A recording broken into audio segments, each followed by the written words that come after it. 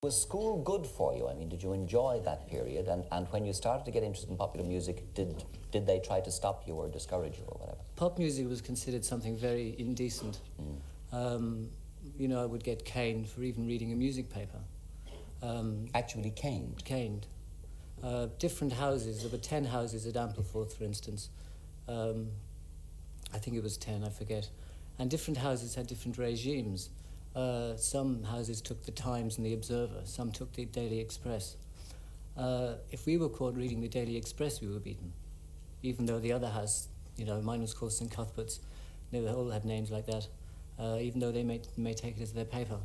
But I remember one time I wrote away to Radio Luxembourg because there was a thing called Teen and 20 Disc Club run by Jimmy Savile, and I had a record played for all the cats in Cuthbert's.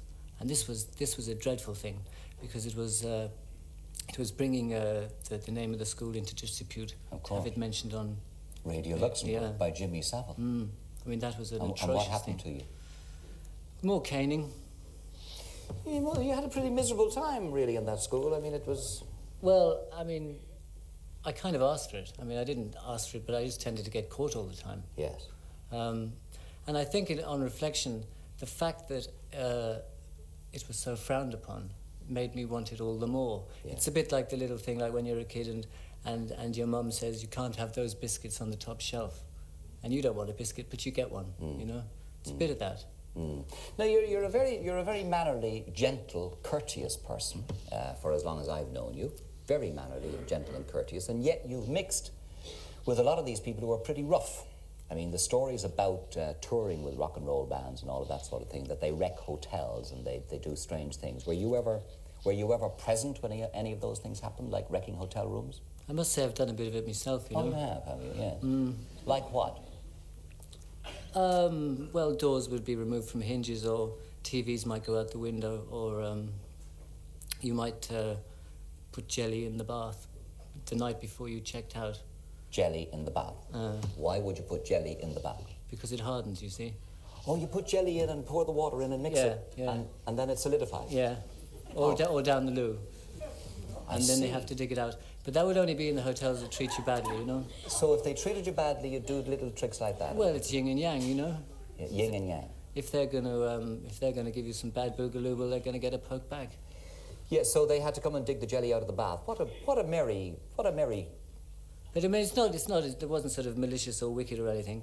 Well, throwing television sets out of windows, especially if you're 15 stories up, that's pretty malicious. Well, you'd make sure there was no one underneath first. Ah, how kind. Oh, well done, yes. With the plug pulled out or with the plug still in or whatever? Once, actually, I got...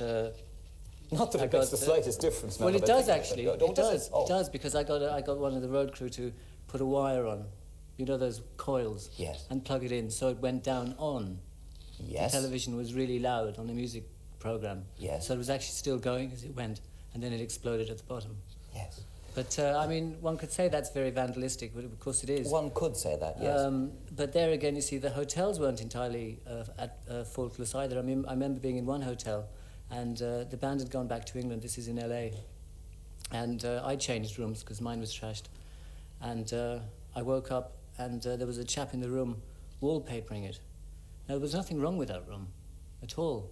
So obviously what they do is they say to the record company who pick up the tab, well, there were X number of rooms vandalised. Right. And we had to fix them. So you had to pay for them? Yeah. Right, well, they get free decorations. Right, well, you had your fun, so now you have to pay, I suppose. That's the deal there. It doesn't seem too bad to me.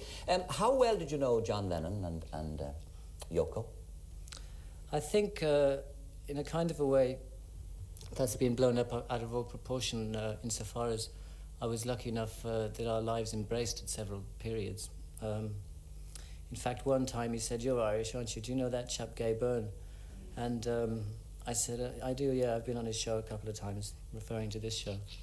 And he said he was really helpful when we did our first television broadcast. He was really helpful in like how we should do it and where we should stand and put us at our ease and everything like that.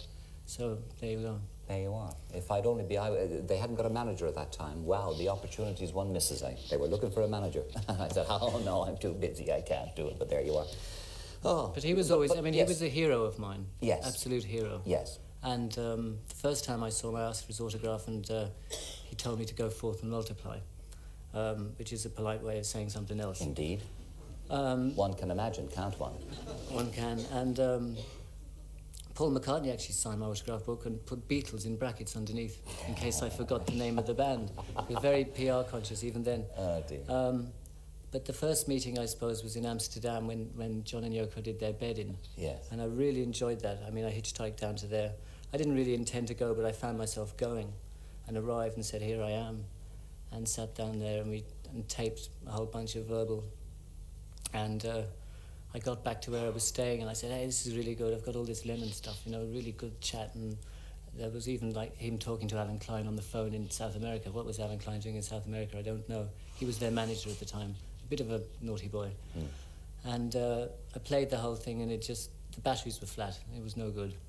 Nothing on? Well, it was like... Oh, dear. So I didn't know what to do. So I just rang him up and said, listen, all that verbal we did, it's in the dumper, you know. So he said, well, look, do you want to come around again and do it tomorrow? So that was